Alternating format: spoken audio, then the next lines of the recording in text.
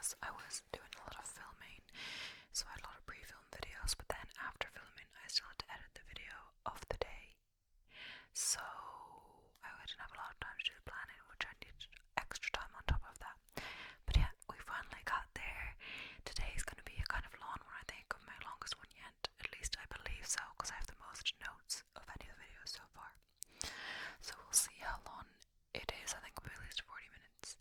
But yeah, this is actually from a request, so if you requested it, thank you so much for the request.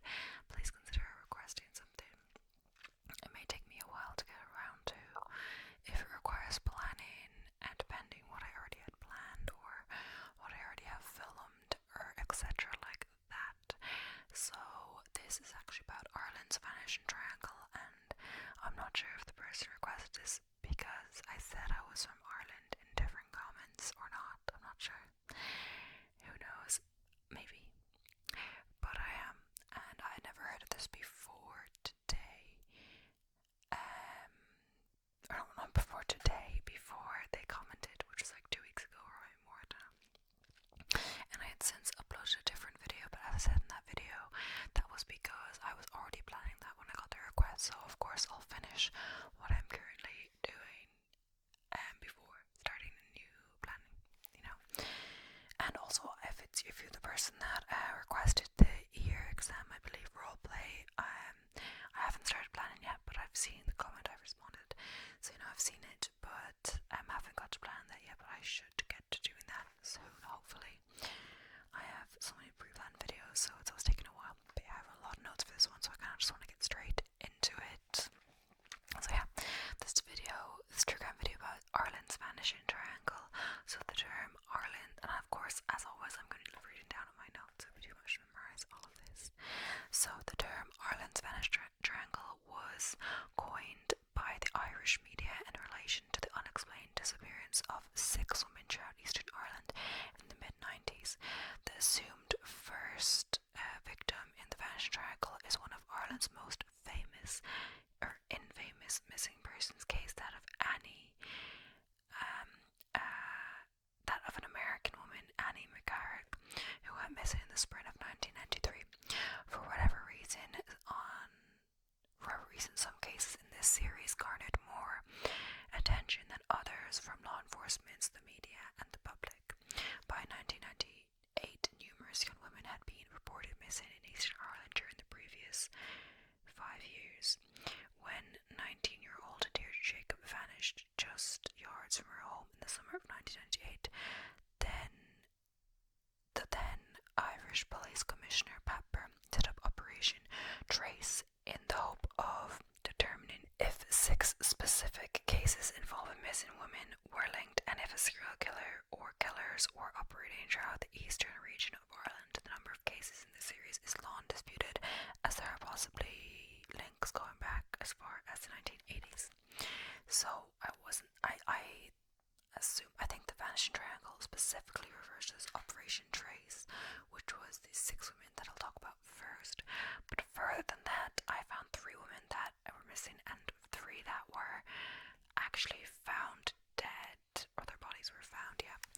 So on the website I was using, it said found, and I was like, oh, that's great, they were found, but they meant, the website didn't really phrase it that well, they meant their bodies were found. So yeah, so out of all, so that we're talking about 12 people today, 12 women, only 3 bodies were found out of them all, and all of the victims are women.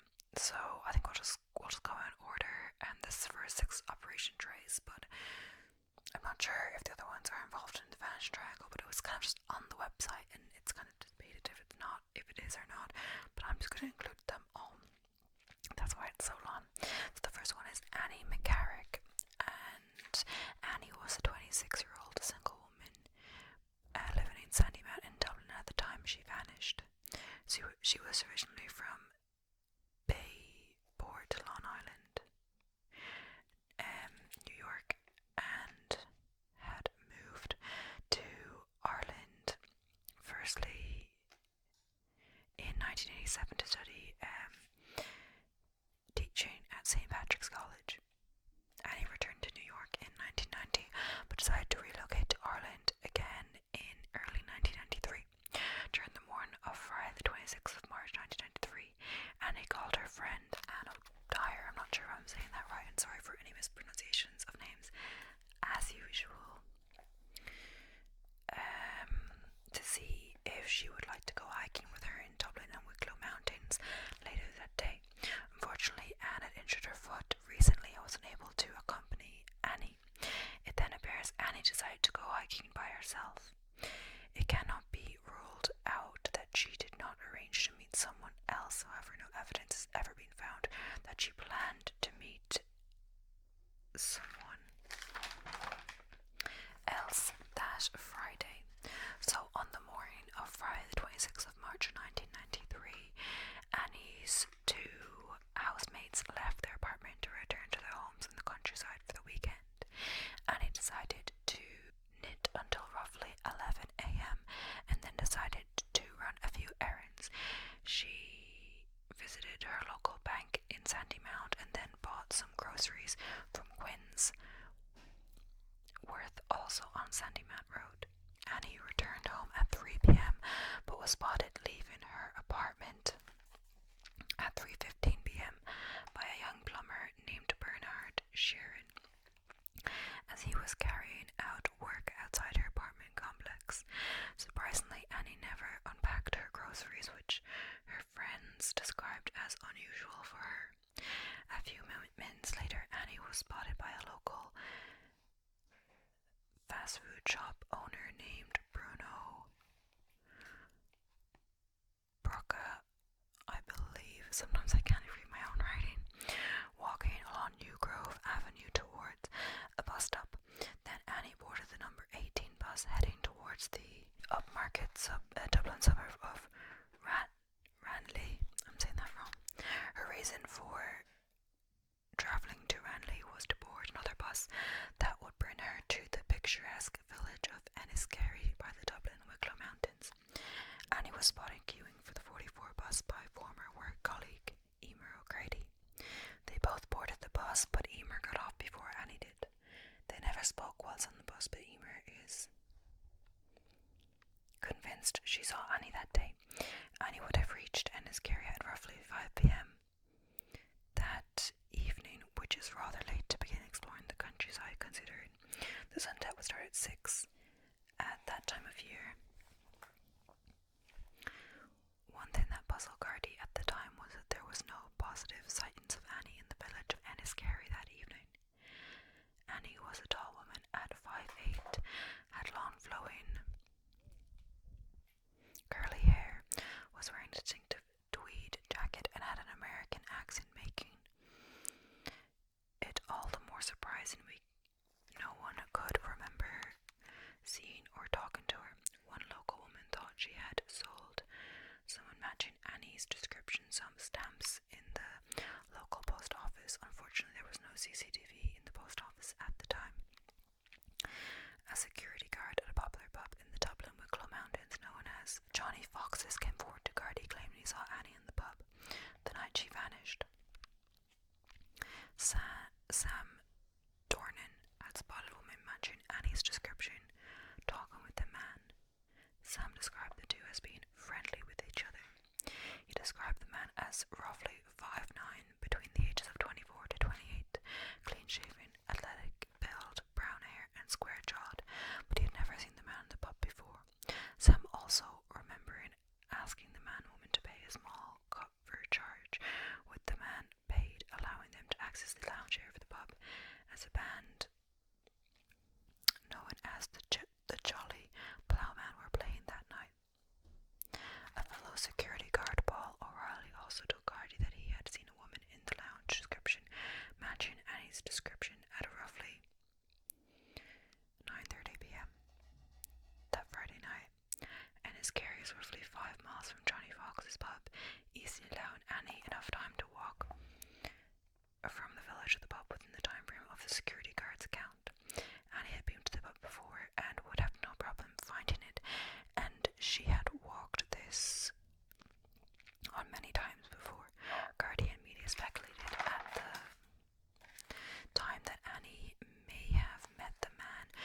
was spotted within Johnny Fox's while walking from Enniskerry to the pub. Unfortunately, none of these events could ever be confirmed. This all left the Gardaí and Annie's friends and family with far more questions than answers. The 4 hours between Annie arriving in Enniskerry and being spotted at Jimmy Fox's, where was she? How come nobody saw her in this period of time? How did she get from the village to the pub? Did she walk or did she hitch a lift? Did she get picked up by someone she had a pre-arrangement with? To this day, none of these questions have been answered. The man possibly spotted with Annie has never come forward, nor have any witnesses, and most importantly, no trace of Annie has ever been found. So there honestly hasn't really been a link established between any of the cases. The only kind of thing is that the women tend to disappear, sometimes even like into thin air, and there's no kind of trace of them. Sometimes there's some sightings, but not confirmed really. In this case, it's a bit strange. Like, Annie was going to meet her friend to go hiking, but her friend couldn't hike because of her ankle or foot or something.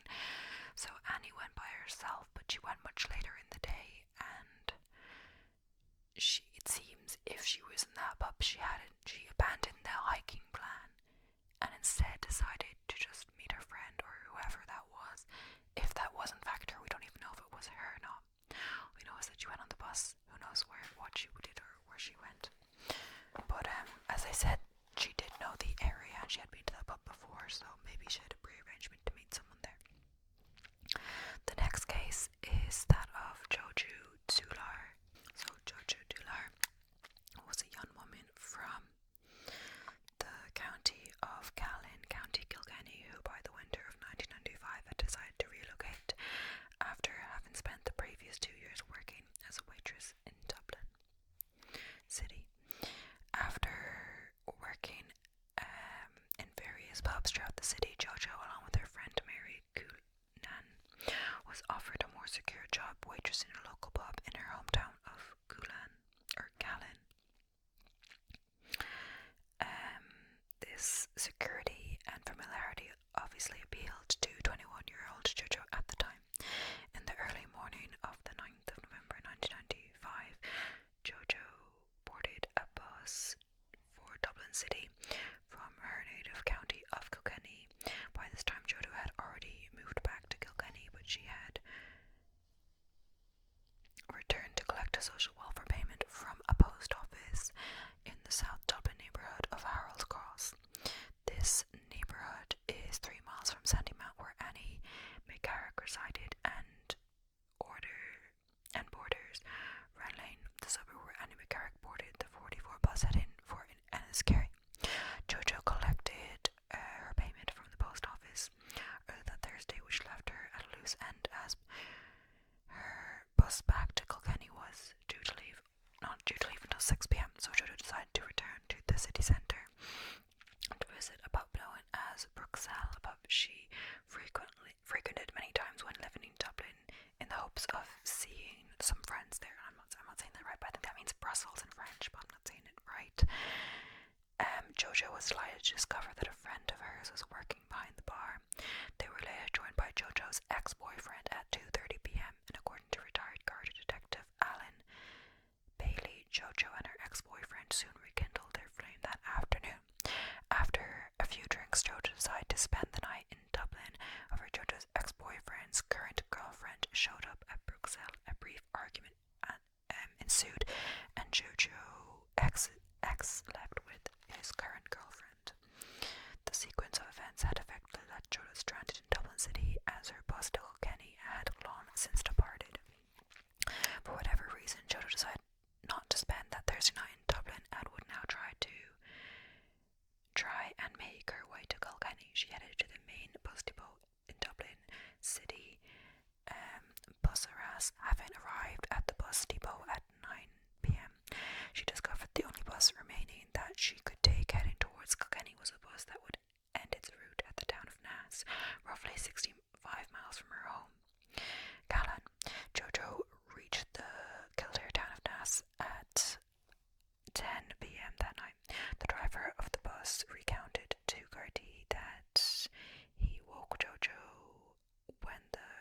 bus reached Naas and she departed the bus.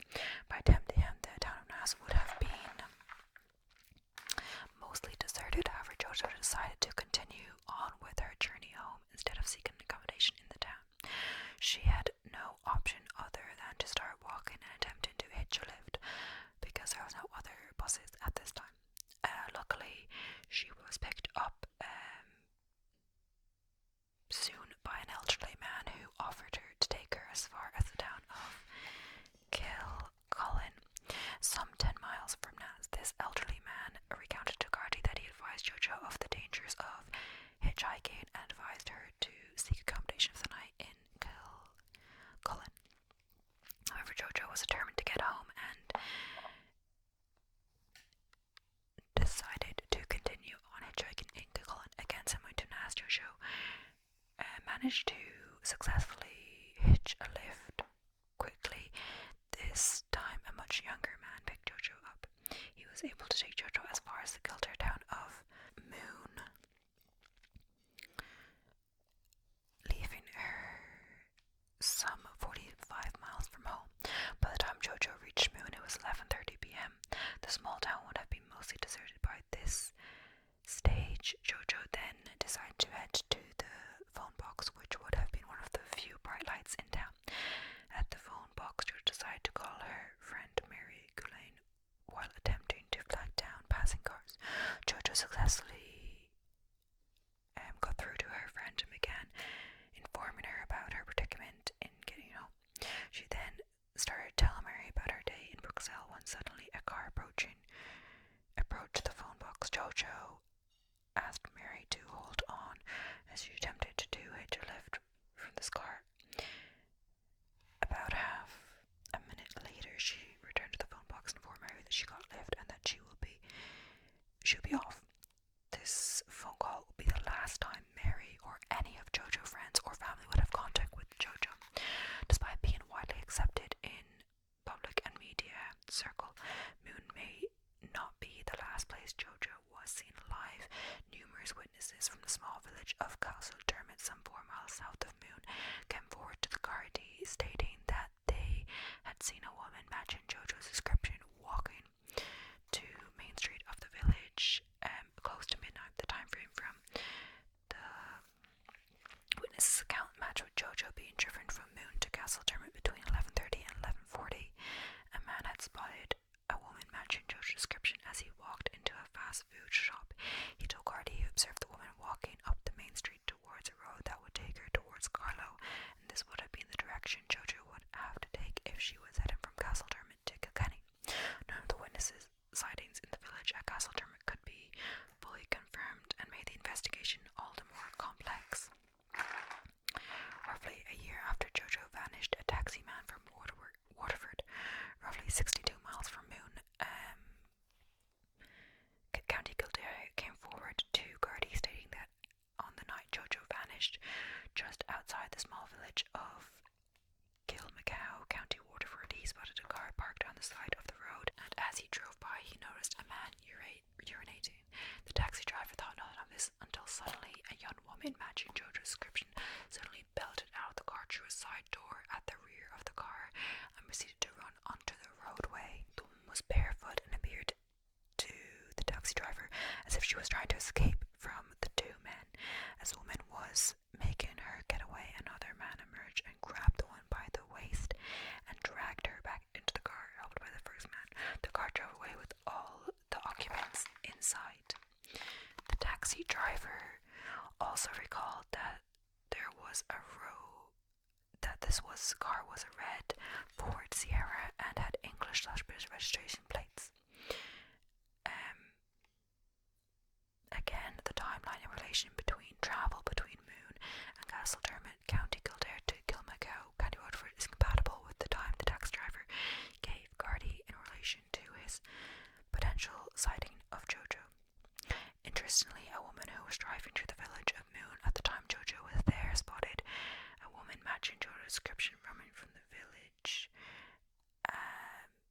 only phone box into the backseat of a four-door car. The witness thought the car may have been a dark-coloured Toyota Cavina.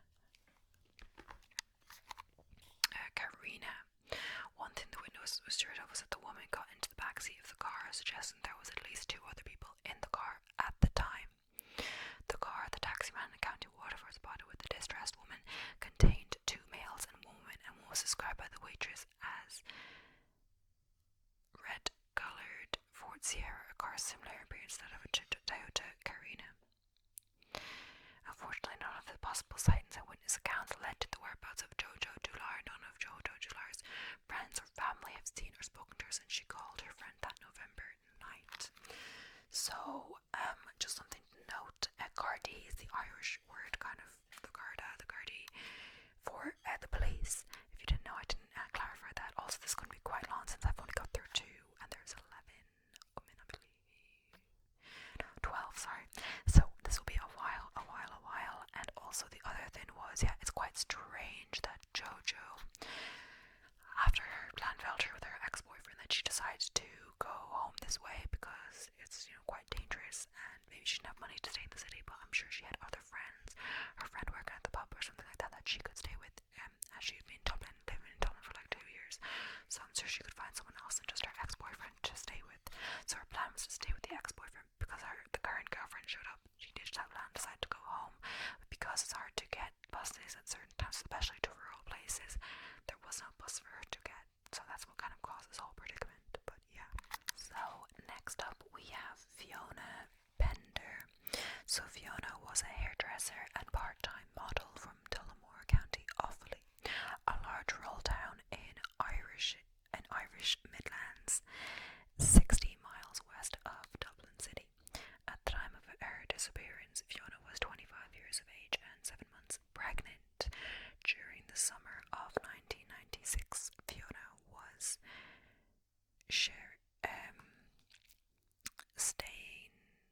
sharing an apartment with her then boyfriend John Thompson in the main street of Tullamore, known simply as Church Street. The couple had recently returned to Ireland after they moved to London in the winter of 1995. Fiona had spent the afternoon of Thursday the 22nd of August 1996 shopping with her mother Josephine Bender for clothing and other items for the new baby at Bridge Street Shopping Centre located in Tullamore. Upon completing their shopping for the day, Fiona and her mother returned to Fiona's family home in an area known as Connolly Park within the town limits of Tullamore. Fiona stayed at her family's house for a few hours and had chat with her father about a fishing trip he was soon to undertake. Fiona decided to return to her apartment at roughly 7 p.m. that evening. As she was tired and heavily pregnant, she decided to take a taxi home with her mother. Josephine said goodbye to Fiona at the entrance to her apartment and made arrangements to meet her the following day. This unfortunately would be the last time Josephine Bender would ever see her daughter. The following day, the 23rd of August, during the afternoon, Josephine returned to Fiona's. However, she did not knock on Fiona's door as the blinds on her windows were closed. Fiona's mother thought she might have been resting and decided to leave. Later that evening, Fiona's father walked by her apartment and saw that her blinds were still closed and the lights inside had not been switched on. Understandably, this did not come as a shock to him or alarm him, as she could have been resting or out with her friends. By Saturday afternoon, neither of Fiona's parents had heard from her and thus decided to return to her apartment. Upon getting no answer, after knocking at her door, Fiona's mother decided to call her boyfriend, John Thompson. Josephine asked John Thompson if he knew where Fiona was, and he replied that he thought she was with her parents. He also told Josephine the last time he saw Fiona was at 6 a.m. on Friday morning when he was leaving their apartment to go work on his family's farm some 8 miles from Tullamore in Mount Mellick, County Laois. Thompson then told Josephine he had slept at his family's farm and presumed that she was with her parents. So Fiona had met Thompson in October 1993 through a close relative of hers. They seemed to hit it off immediately due to their love for motorbikes. Although they both shared a love for motorbikes, Fiona's and Thompson's background were quite the opposite. Thompson came from a long line of Irish Merediths, a name given to numerous British families settled in Ireland over the previous centuries and acquired substantial land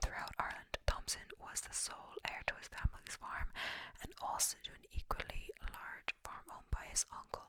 His uncle's farm was valued at just over €6 million by the Irish Independent in 2000. Thompson's family were also successful in business. A close relative of his runs a large haulage company that has operated successfully throughout Ireland for decades. It is fair to say that the Thompsons family were and are wealthy.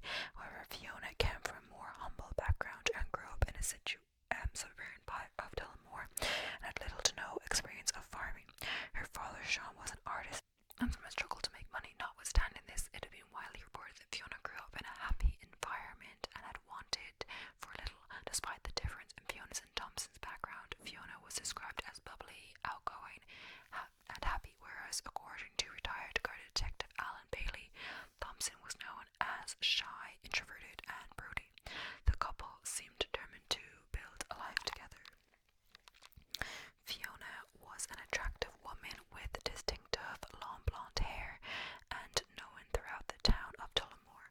Despite this, there had never been any confirmed sightings of Fiona in her hometown or the general area from the time her mother saw her walk into an apartment building just after 7 p.m. on Thursday, the 22nd of August, 1996. The last person to see her alive was Thompson at 6 a.m. the following morning.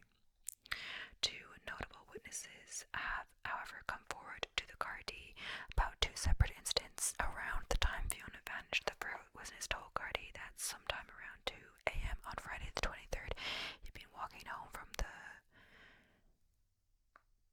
pub on Church Street, Tullamore, when he spotted two men placing a large bulky item that was wrapped in carpet into the back of a large 4x4 vehicle.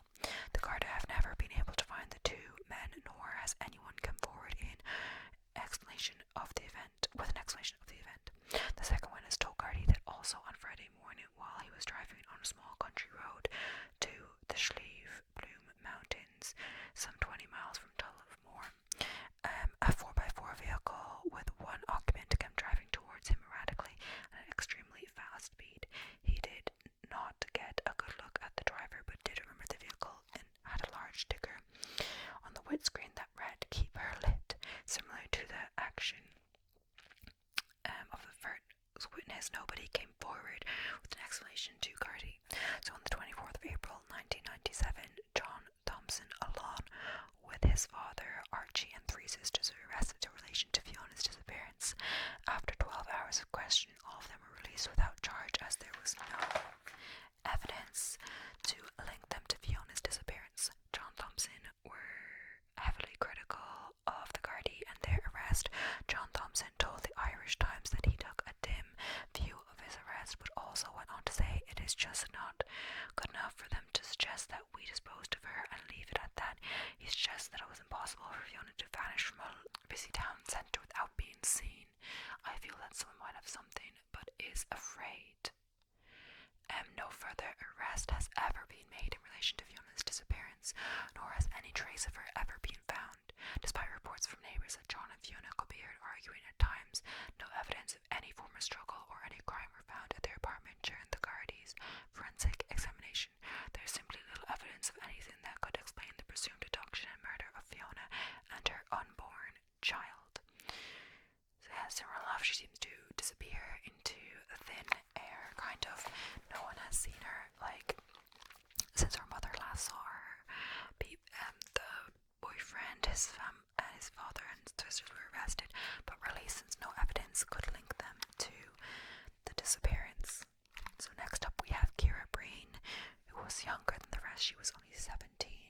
So Ciara Breen was normal, a 17-year-old finding her way in life in the large town of Dundalk, some 50 miles north of Dublin in the border county of Louth. When she vanished from her hometown in winter of 1997, Ciara was last seen going to bed on the night of the 13th of February by her mother, Bernadette Breen, at 12:25 a.m. at their home in an area known as Bachelor's Walk. The evening Ciara went missing was just a normal Thursday. She had dinner with her mother at the Roma restaurant on Park Street, Dundalk, and returned home to watch Bad Boys before going to bed. After going to bed, it's believed that Ciara decided to sneak out of her home, possibly to attend a prearranged meeting with someone. Her mother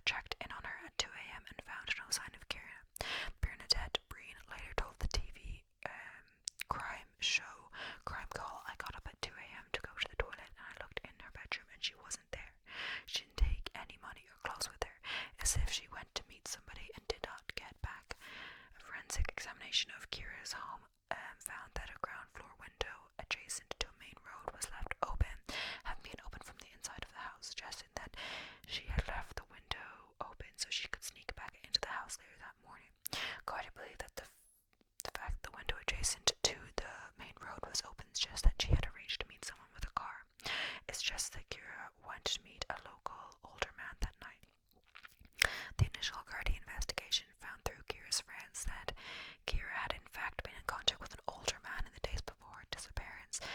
This same man was once chased from Kira's front garden after her mother found him talking to Kira. Bernadette overheard this man asking Kira if she was going with anyone. This obviously raised alarms for Bernadette, and she told him to get lost and that he was too old for Kira. Friends of Kira told the Gardaí that the suspect had been watching Kira and the group of teenagers at a fast food restaurant before she vanished. This was not the first time he had been spotted watching teenagers. As he watched them, he had also approached them previously and was widely seen as a creep by the youngsters.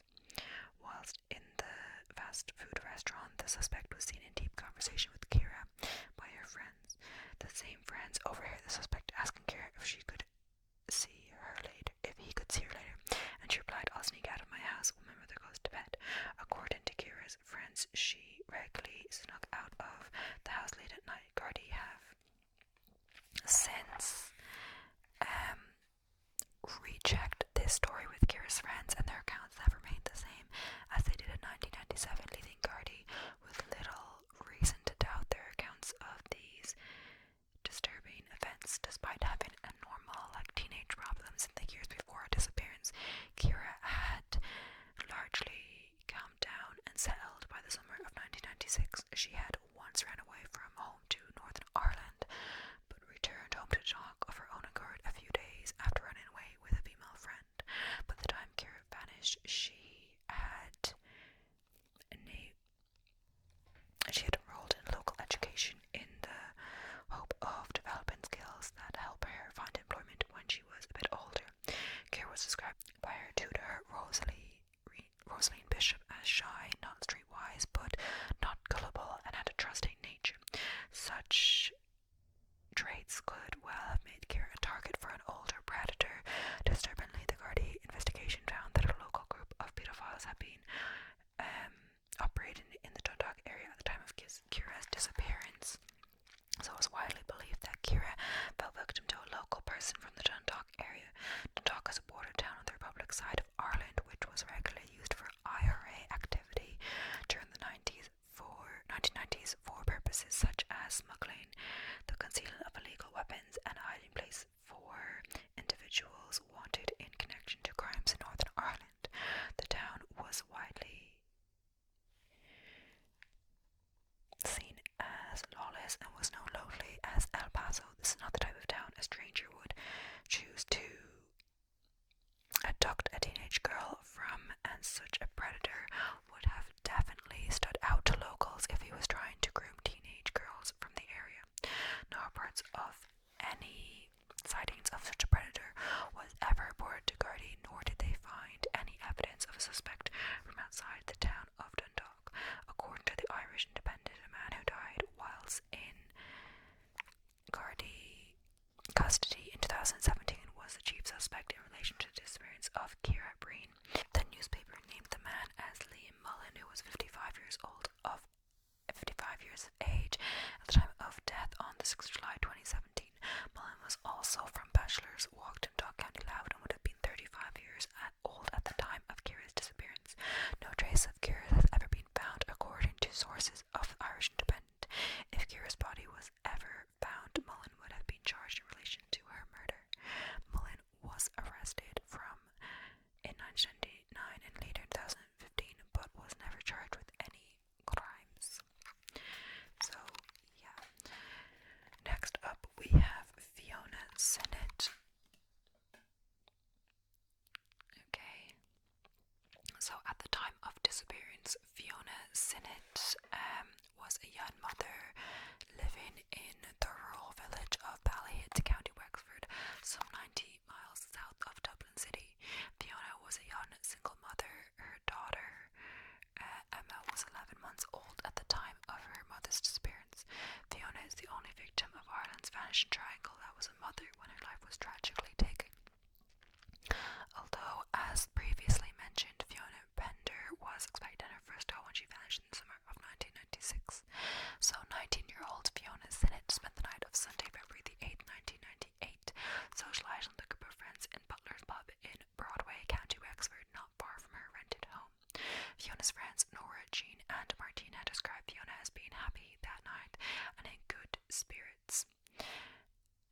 However, her friends would later tell Gardaí that Fiona was also complaining of pain in one of her arms. Unfortunately, as Fiona had been the victim of domestic violence in the past, the report of the pain in her arm raised suspicions of Gardaí. Also in Butler's pub that Sunday night was Fiona's ex-boyfriend and father of her child.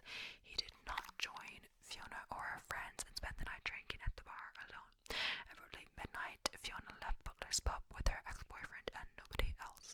Her ex-boyfriend would later tell Gardaí that he and Fiona walked a short distance to her house, or her home, where he spent the night on Fiona's sofa while she slept upstairs in her bedroom. Fiona's ex-boyfriend confirmed to Gardaí that Fiona was complaining of pain in her arm. He would also tell Gardaí on the following morning, Monday the 9th of February, Fiona was still complaining of pain in her arm and decided that she was going to visit a doctor and would head to left to the doctor's office. Fiona's ex-boyfriend then gave her £5 and got picked up by his mother at 9:30 a.m, who drove him back to his parents' home in nearby Godstown, where his and Fiona's child had spent the previous night.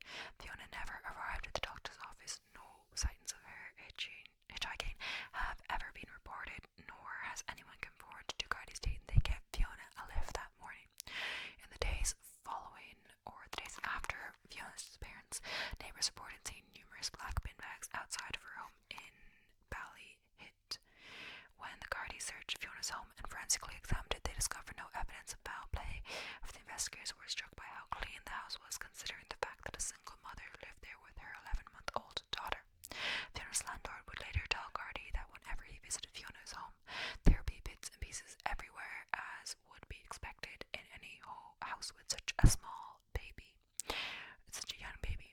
So a few weeks after Fiona vanished, a local farmer approached Gardaí with information that was relevant to the case. The farmer told Gardaí that whilst attending to his cattle, he found numerous black bin bags on his property. He opened some of the bags and found some letters addressed to Fiona's in it. Unfortunately, when the farmer found the evidence, he was unaware of Fiona's disappearance.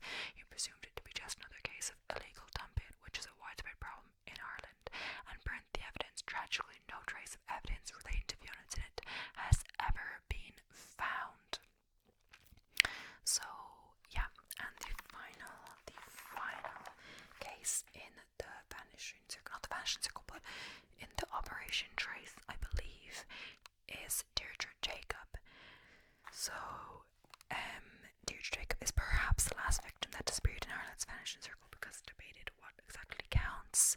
At the time of Deirdre's disappearance, the 19-year-old was studying to become a teacher at Strawberry Hill College in London. By the summer of 1998, Deirdre had completed her first year of college and returned home to Ireland for the summer holidays to live at her parents' house. On the morning of Tuesday, the 28th of July 1998, after completing some household chores at roughly 10 a.m, Deirdre left her parents' house to visit the town of Newbridge, County Kildare, some 20 miles south of Dublin City. The train would take Deirdre roughly 30 minutes on foot, but she planned to stop by her grandmother's house. Grandmother's shop was on the way to Newbridge. After visiting her grandmother, Deirdre arrived at AIB Bank on Main Street,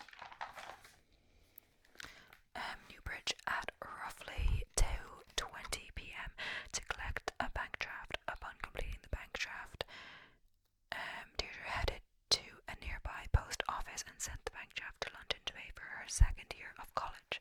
By 3 p.m, Deirdre had completed her errands and decided to walk home. Deirdre passed by one of her friends on her way home and spoke briefly to them. Just before 3 p.m, Deirdre had almost completed her walk home along the winding country road next to the near River Liffey. This was confirmed as some 300 yards from her home on the Barrettstown Road. Deirdre exchanged greetings with a neighbour. At 3:30 p.m, another neighbour saw Deirdre standing on a grass verge across from her home. This sadly was to be the last confirmed sighting of Deirdre. Shockingly, Deirdre seemed to vanish without a trace in the short distance between the grass verge and her parents' house. Despite the Barrettstown Road being considered a country road, is also extremely busy, and regarding traffic, particularly at the time of day Deirdre vanished, unfortunately, no motorists have ever come forward to the Gardaí with information pertaining to a possible abduction. Deirdre was an attractive young woman carrying a distinctive bag with a large logo leaving the letters CAT.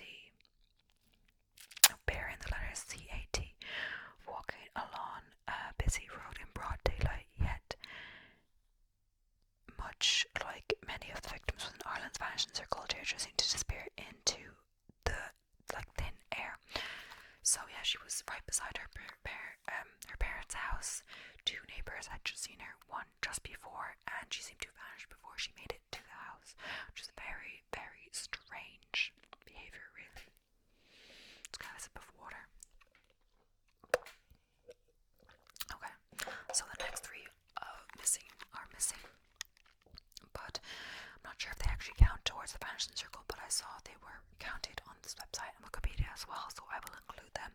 Maybe they don't officially count in the vanishing circle, but still, their disappearances in this time. So despite being reported missing just 3 months after Annie McCarrick vanished, Ava Brennan's disappearance did not seem to garner as much attention from the Gardaí, media and general public. At the time of her disappearance, Ava was 39 years old, single and residing in the upmarket South Dublin suburb of Rathgar. Standing at 5'7" and wearing her hair short, Ava disappeared much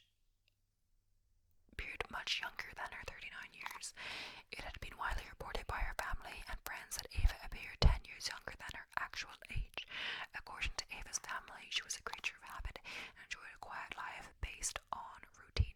And Sunday, the 25th of July 1993, was just normal. A Sunday for Ava. It is presumed she attended Mass at St. Joseph's tenure as she did every day. She then, it is presumed, walked from church to her parents' home in Rathgar via the Temple Oak Road, arriving at her parents' house at roughly 1 p.m. Ava visited her parents' home almost every day. This particular bank holiday Sunday, the family planned to have dinner together. Before Ava and her family could have dinner, a small argument broke out between Ava and some of her siblings, an insignificant argument that all families have throughout their lives together. This particular argument was about the choice of food for dinner. After the small argument had taken place, Ava decided to leave her parents' home. By Tuesday, the 27th of July, none of Ava's family had heard from her. This was highly unusual, as Ava and her family spoke every day without fail. When Ava's father called her apartment and got no response, he became highly worried. Mr. David Brennan, along with the barman from the pub he owned, the 108, decided to break into Ava's apartment by smashing a window. Ava's father recounted how spotless the apartment was, everything was in place, and there was no sign of a struggle. Nothing, it seemed, was astray. Later that Tuesday, David Brennan informed Gardaí that his daughter was missing. Unlike the cases involving Annie McCarrick and Deirdre Jacob, Ava's Brennan's sudden disappearance did not seem to alert Gardaí. The last confirmed sighting of Ava was when she was seen leaving her parents' home as she walked along Temple Oak Road.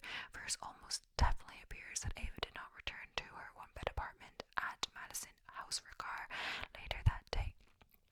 Ava's family confirmed that her handbag, keys and money were not in her apartment. However, the coat she was wearing at her parents' that Sunday afternoon was found in her apartment by her family. The pink tracksuit Ava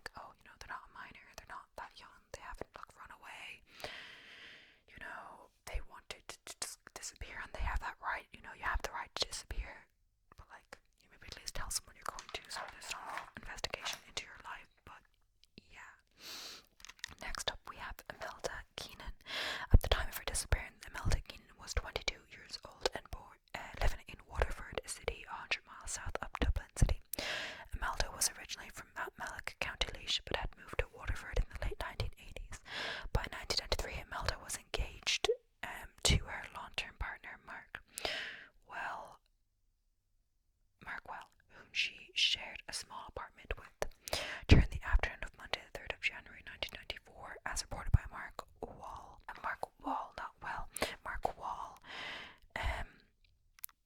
Imelda left the apartment on William Street, Waterford City, just after 1 p.m. to collect a social welfare payment from a local post office. However, Monday, the 3rd of January 1994 was a delayed bank holiday, as New Year's Day that year had fallen on a Saturday. This meant that the post office will be closed. This could have been a simple mistake, as the days around Christmas and New Year's in Ireland merge together, and people often lose track of what day of the week it is. Also, Imelda was a student studying computing at CIT Waterford and would have had prolonged holidays over the Christmas period, perhaps making her unaware that the 3rd of January was a bank holiday. So at 1:30 p.m. that afternoon, Imelda was spotted by a local doctor's secretary at Lombard Street, Waterford. According to Arthur Barry Cummins, the secretary knew Imelda, and as she drove from the quay onto William Street, Imelda stopped in the middle of the road to allow her car to pass. The secretary then saw Imelda walk around the corner of the hotel onto Lombard Street. However, the sighting has been disputed. Nonetheless, this is the last reported sighting of Imelda. When Imelda's family arrived at her apartment after she was reported missing, they found Imelda's glasses, handbag, and cigarettes. They also found presents addressed to Imelda unopened, leading them to believe she hadn't run away. Imelda's brother Jerry told the Sun newspaper during January 2019, on the 25th anniversary of Imelda's disappearance, that he believed Imelda was most likely kidnapped and possibly murdered. I know Imelda was probably kidnapped. Maybe she was murdered. I don't know. 25 years down the road, I'm wondering, is she going to come back at all? Much like the disappearance of Ava Brennan, the Gardaí were slow to act and labelled Imelda's disappearance as unsuspicious. There was no forensic examination of Imelda's apartment. However, the river sewer near Imelda's home was searched, but no evidence of Imelda was found. Imelda had made numerous contacts throughout the world through something known as Citizens Band Radio. These contacts were followed up and no leads were established. Imelda has a total of 9 siblings, a small circle of friends, yet none reported any signs that Imelda was planned to run away in the days and weeks leading up to the 3rd of January. Nor did they report any contact with Imelda after the 3rd of January. On the 3rd of January 2022, Imelda will be missing for 28 years. Unfortunately, there is little indication that Imelda will be found, nor will her family get the answers they deserve. So the last one of the missing is Claire Boyland. So at the time of her disappearance, Claire Boyland was 36 years of age, single, and living with her parents in Denure and Upmarket, South Dublin suburb. Denure is the same neighbourhood where Ava Brennan attended church on the day she disappeared. Claire, like Ava, was described by her family as shy and a creature of habit. So on the morning of Sunday the 2nd of March 2003, Claire informed her family she intended to travel to Tullamore, County Offaly, to meet an old school friend and left her family home. However, Claire's friend informed Gardaí that Claire never made contact with them to arrange a visit on the 2nd of March, nor did Claire contact her friend subsequently. No evidence has emerged that Claire travelled the 60-mile distance from South Dublin to Tullamore. Prior to Claire's disappearance, her friends and family said that she'd be feeling tired due to being very busy at work. Claire was the manager of a bookstore in the South Dublin suburb of Rathmines. Despite being tired from work, Claire did not exhibit any signs of someone planning to disappear, according to her friends, family, and co-workers. The fact that none of Claire's personal items were missing from her home seems to indicate that she was not planning to disappear. Her passport was also found amongst her personal items. The only items that were confirmed missing was a waistland blue jacket with a yellow collar. It's presumed that Claire was wearing this jacket on the 2nd of March 2003. When Claire failed to show up for work on Tuesday the 4th of March, her brother Bernard decided to report his sister missing to Gardaí at Denure Station. Claire was a very diligent and punctual person, thus her failure to attend work was highly out of character and rightfully raised concern with her family. Bernard Boylan informed the Irish Times during April 2003 of the circumstance that led him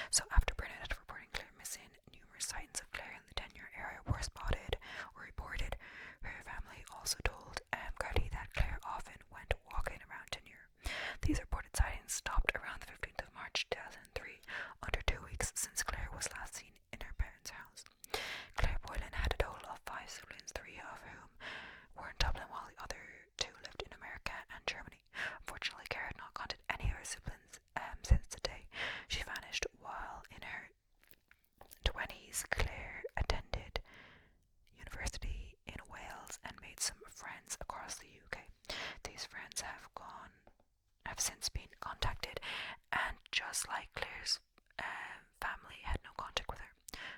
Unfortunately, it's almost 19 years since Claire Boyland disappeared from South Dublin, and no resolution has been given to her family, nor has any evidence emerged as to where Claire may be or if she was a victim of a crime. So that's a lot of them. The next three, so before these 9 I've already talked about, have all disappeared, kind of vanished.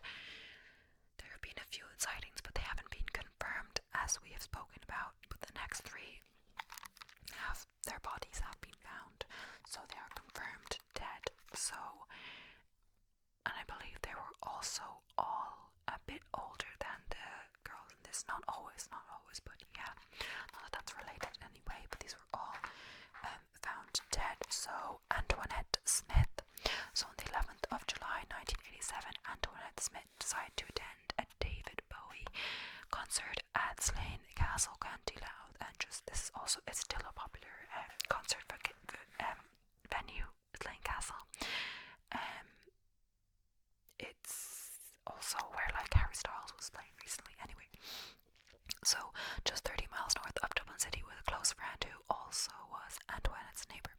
27-year-old Antoinette left her home in Kilmahuderick Court, Clondalkin, South Dublin that Saturday afternoon and took the 56 bus to O'Connell Street in Dublin City with her friend, where they bought tickets for the concert and 2 David Bowie shirts.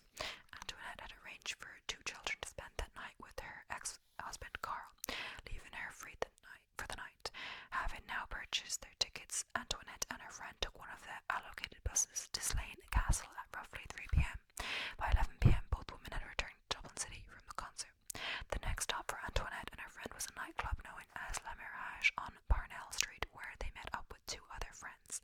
When the group left the nightclub at 2 a.m, a small argument broke out between Antoinette and the friend she had attended the concert with, and Antoinette's friend decided to return home to Clondalkin, but she gave Antoinette a key to her house before she left because she was meant to be staying there.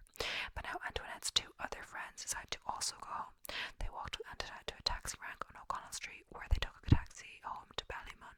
The last sighting the 2 friends had of Antoinette was of her walking towards O'Connell Bridge at 2:30 a.m. dressed in a pair of blue jeans and the David Bowie t-shirt she had bought earlier. On Tuesday the 14th of July, Carl Smith, Antoinette's ex-husband, reported his ex-wife missing at Clondalkin Garda Station. Bizarrely, Carl was told to go home and return to the station the next day with a photograph of Antoinette. Carl returned to the station the next day with Antoinette's friend and neighbour, with whom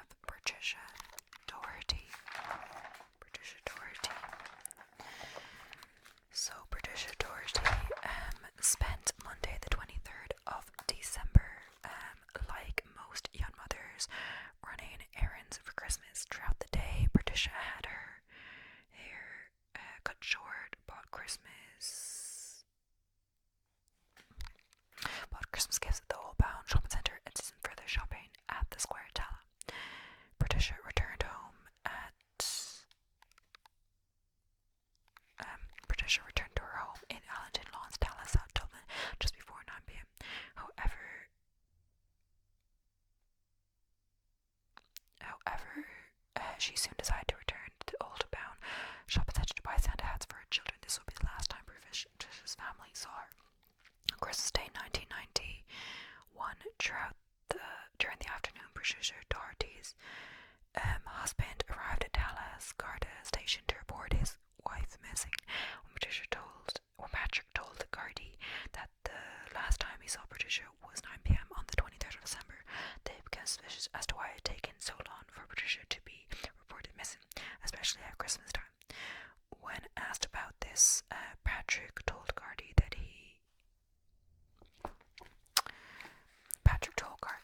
that the last time he saw Patricia was at 9 p.m. on the 23rd of December.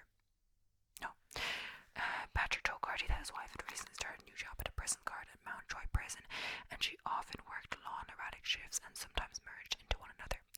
Patrick told Gardaí he presumed his wife had been called into work between the 23rd and the 24th of December, and only became concerned when he didn't see his wife on Christmas morning. At first, Patrick phoned Mountjoy Prison, who informed him that Patricia hadn't been in work the previous 2 days. He then contacted her family, who had not heard from Patricia, which prompted him to contact the Gardaí. By the time Patricia was reported missing, significant time in relation to police investigation had been lost. Coupled with the report being filed on Christmas Day, the investigation began slowly. Nonetheless, Gardaí were able to find a witness who reported seeing Patricia at 9:20 p.m. on the 23rd of December walking past Bridget Burke's pub towards Old Town Shopping Centre, wearing a full-length brown mac jacket and a gold scarf around her head. The sign seemed to corroborate Patrick Doherty's version of events concerning the night of the 23rd to Gardaí. A second witness came forward stating that he saw a woman matching Patricia's description entering a red car at the entrance to the Old Town Shopping Centre. However, the validity of the second statement account was questioned by the Gardaí as they were a known criminal. If this was the sole reason as to why the second witness' account was not taken seriously is worrying, and the question has to be asked as to why would a known criminal lie in these circumstances. Patricia Doherty had absolutely no connection to criminality, and there's nothing for the second witness to gain by coming forward to Gardaí. Perhaps when such a person comes forward with a potential vital account of event, it should be taken more seriously, as criminals do not usually want to help police investigations and may only come forward in relation to a serious matter such as an innocent mother being abducted. No other witnesses or information ever emerged for Gardaí despite their widespread public appeals and full-scale missing persons investigation. On the 21st of June 1992, a man was cut in turf in the Dublin Wicklow Mountains, an area known as Glass Monkey Breaks, less than a mile from where Antoinette Smith's body was found during the spring of 1988. When he also found human remains whilst cutting turf, the man noticed that part of the bog had collapsed due to heavy rain, and in the collapsed area he could see a brown mat coat. Upon further inspection, he noticed that there was a body underneath the coat. He quickly ran to the nearest house and called the Gardaí. A key was found in the victim's clothing. This key was later tested on Patricia's front door and it worked much like the Antoinette Smith case. This confirmed to Gardaí the body belonged to Patricia Doherty. This was later further confirmed by Gardaí through dental records. The then Irish state pathologist Professor Harbinson concluded that Patricia was most likely strangled, as there was no signs of trauma or a gunshot. The exact same conclusion was given in relation to Antoinette Smith's death. A search of the area found some of Patricia's property scattered throughout the vicinity, including a gold headscarf she's wearing the day she vanished. It is now 21 years since Patricia Doherty was murdered, and nobody has ever been convicted of her murder, nor of any arrest being made. At the time, there was a widespread media campaign and televised reconstruction of Patricia's last movements, which led to numerous people contacting Gardaí, but no useful information came to light. The possibility that Patricia may have been murdered due to her job as a prison guard was investigated, but nothing all came from this possible lead. In fact, Patricia was extremely liked at work by staff and made and respected by all. No explanation has ever emerged as to why someone would want to murder Patricia, and her family remains without any answers. So, the final person is Mary Kilmartin. So, on the 16th of December 1993, Mary Kilmartin of Balladee, County Laois, attended work at a local nursing home at 11 a.m. And a quick sip of water.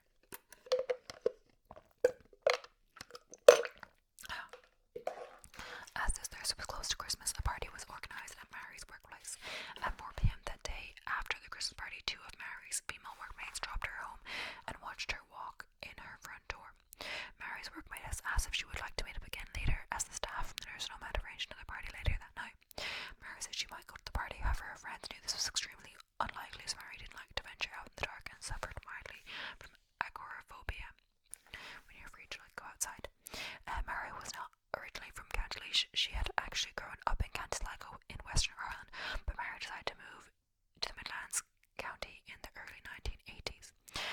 short period of time in County Laois, Mary's father helped her buy a home in the county near the large town of Portlaoise. The house was located in a quiet estate, and Mary got to know all the neighbours well, along with her housemate. When Mary's housemate arrived home from her job as a nurse at 6 p.m. that Thursday, she was surprised to find that Mary was not at home, and that none of the lights in their house had been switched on. The housemate also found Mary's grocery unpacked on their kitchen table, similar to how Annie McCormick's flatmates had found her groceries. Some 2 hours after Mary's housemate had returned home, she began to worry as to where Mary was, especially considering Mary's fear of the dark and struggles with agoraphobia.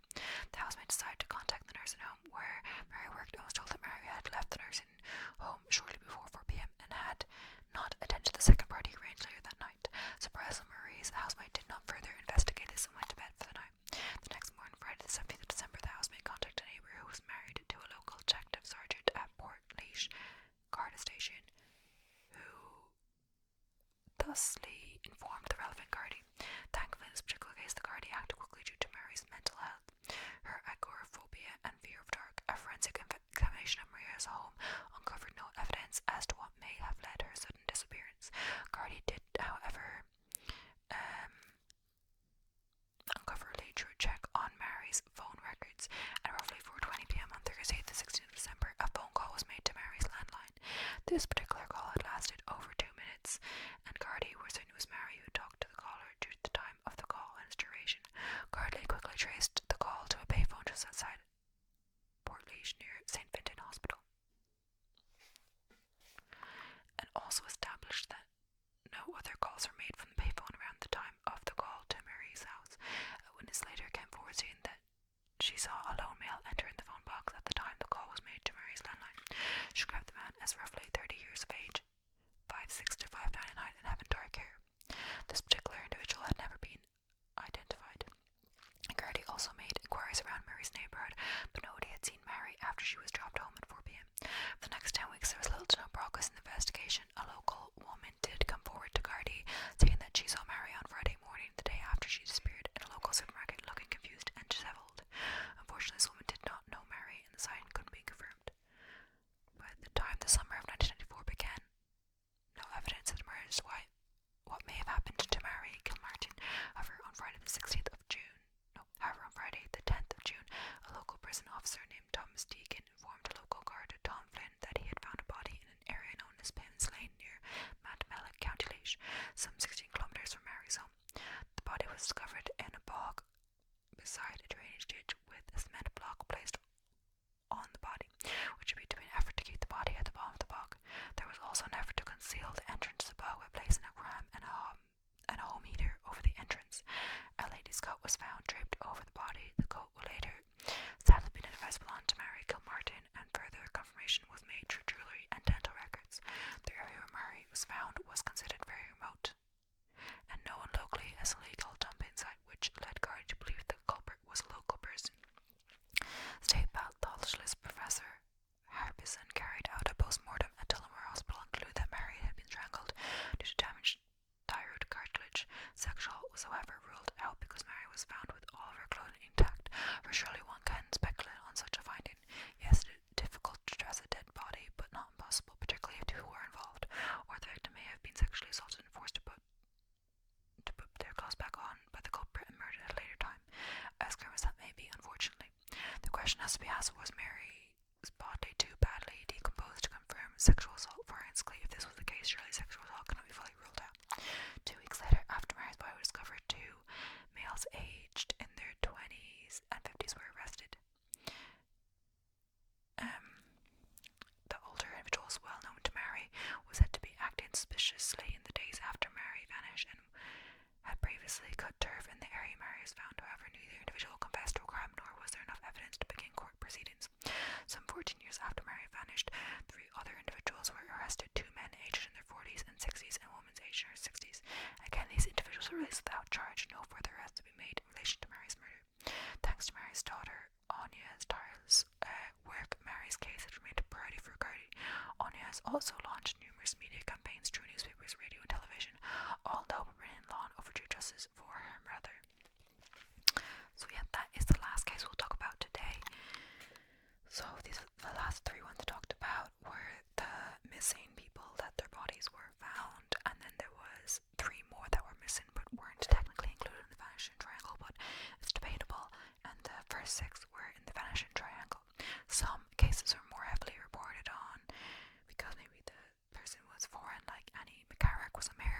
significant other because of certain circumstances, just their age or whatever else, were not as investigated by Gardaí.